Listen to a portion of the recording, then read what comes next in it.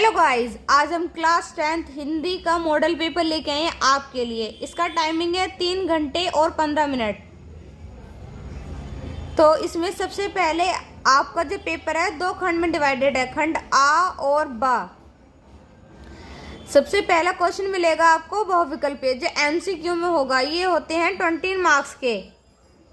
Question number 1 देखते हैं। बाबू गुलाब राय किस युग के लेखक हैं? भारतेंदु युग के, द्विवेदी युग के, शुक्ल युग के, शुक्लांतर युग के। तो आंसर है द्विवेदी युग के।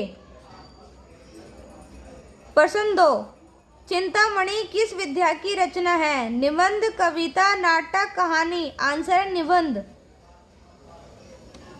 गबन किसकी रचना है? मुंशी प्रेमचंद, जयशंकर प्रसाद, निराला, हरे कृष्ण प्रेमी। आंसर है प्रेमी मुंशी प्रेमचंद। आंसर है मुंशी प्रेमचंद। 4, शुक्ल युग की समय अवधि है? तो 1919 से 1938 तक। क्वेश्चन नंबर 5, नीड का निर्माण फिर किस विधा की रचना है? तो ये है ऑप्शन नंबर बी, आत्मकथा। प्रिय प्रवास किस युग की रचना है?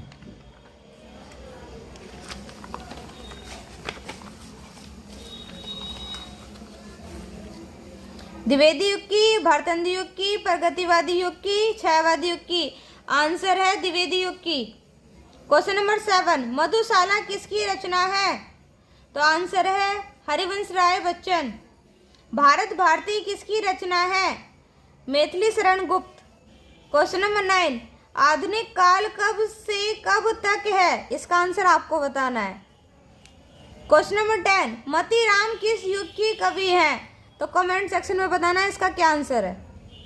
क्वेश्चन नंबर 11, हास्य रस का स्थायी भाव है हास।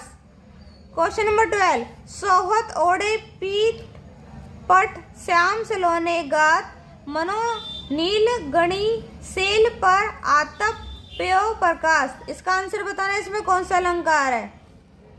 क्वेश्चन नंबर 13, रोला छंद में कुल कितने चरण होते हैं? तो आंसर है 4। रोला छंद में 4 चरण होते हैं। आकर्षण शब्द में किस उपसर्ग का प्रयोग किया गया है? तो आ का, बड़ा आ जो होता है उसका प्रयोग किया गया है।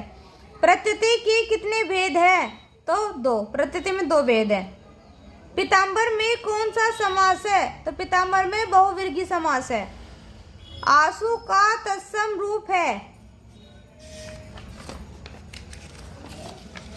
आंसू का तत्सम रूप है Ashu. Question number 18, question number 19 और 20, इन तीनों का आंसर आपको बताना है। तो यहाँ तक हमारे 20 क्वेश्चन कंप्लीट हो गए हैं। अब आते हैं खंड बा, जिसमें हमारे क्या होंगे? थ्योरिकल होंगे।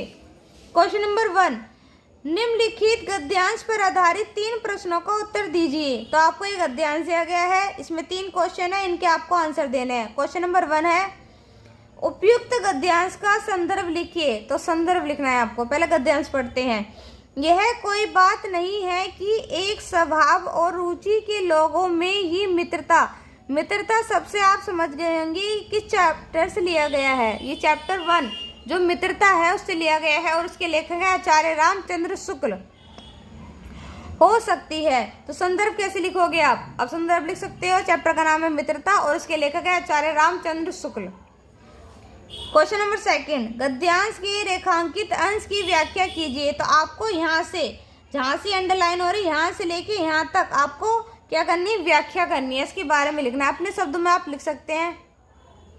क्वेश्चन नंबर 3, लेखक के अनुसार समाज में विभिन्नता देखकर लोग एक दूसरे की ओर क्यों आकर्षित होते हैं?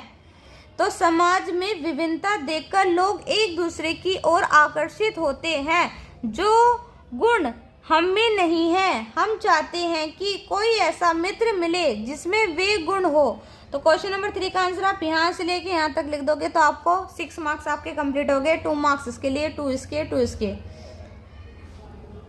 3 क्वेश्चन आएंगे, हर क्वेश्चन 2 मार्क्स को होएगा, तो इसके लिए आपको 6 मार्क्स मिलेंगे।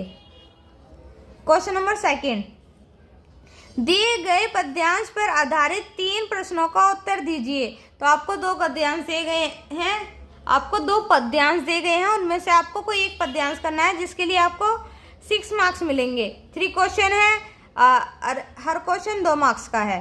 जैसे चरण कमल बंदो हरिराय, इसे पढ़ के आपको समझ में आ गया है ये किससे लिया गया है, सूरदास। इसके लेखक कौन है, सूरदास। ये चैप्टर 1 जो है पद, उससे लिया गया है। यानी इसमें जो सूरदास जी हैं वो कहते हैं कि श्री कृष्ण के जो चरण हैं वो कमल के समान हैं। आपको इन दोनों में से कोई एक करना है। क्वेश्चन नंबर 3, दिए गए संस्कृत गद्यांश में से किसी एक का संदर्भ सहित हिंदी में अनुवाद कीजिए। तो ये भारतीय संस्कृति, आपको पता चल गई कि चैप्टर चला गया भारतीय संस्कृति के खंड काव्य, संस्कृत खंड के भारतीय संस्कृत पाठ से लिया गया है। तो आप इसे देख लेना, इसका अनुवाद। क्वेश्चन नंबर 4, दिए गए संस्कृत पद्यांश में से किसी एक का संदर्भ सहित हिंदी में अनुवाद कीजिए। तो आपको ये 2 पद्यांश दिए गए हैं, आपको इन दोनों में से कोई एक करना है, जिसका संदर्भ और हिंदी में अनुवाद करना है आपको। क्वेश्चन नंबर 5, अपने पठित खंड काव्य के आधार पर निम्नलिखित प्रश्नों में से किसी एक प्रश्न का उत्तर दीजिए। तो हमारा है करमवीर भरत।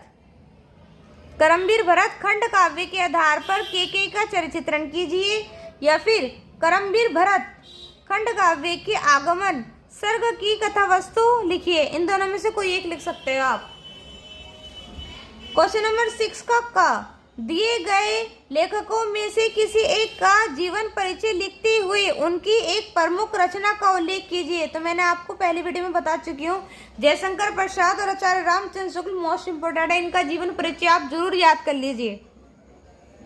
क्वेश्चन नंबर 6 का है, दिए गए कवियों में से किसी एक का जीवन परिचय देते हुए अपनी एक प्रमुख रचना का उल्लेख कीजिए।